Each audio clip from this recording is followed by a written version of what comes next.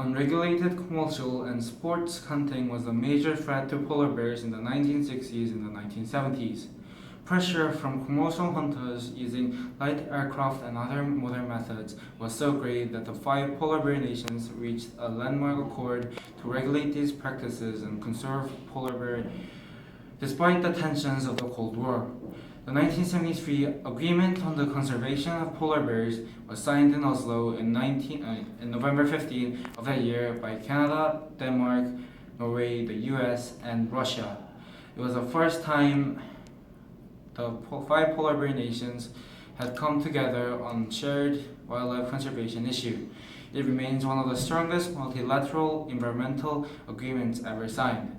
Today, the primary conservation concern for polar bears is habitat loss and reduced access to their primary prey due to climate change, not harvest.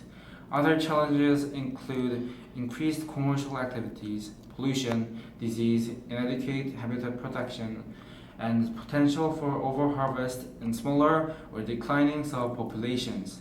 Flood, droughts, heat waves, massive storms. Climate change is not just about polar bears.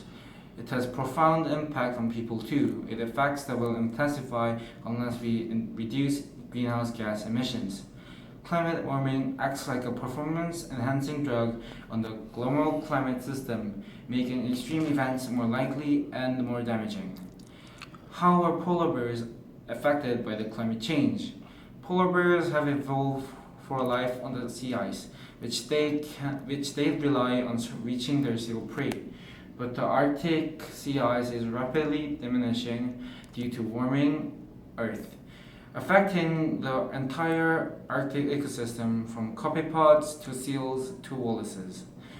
For polar bears, sea ice losses mean reduced access to food, drop in body condition, lower cub survival rates, increase in drowning, increase in cannibalism, loss in access to dining areas. Scientists predict that as the Arctic continues to warm, 2/3 of the world's polar bears could disappear within this century. So what can be done? Humans caused this problem and humans can fix it. Research suggests that time remains to conserve polar bears if we action to greatly reduce greenhouse gas emissions.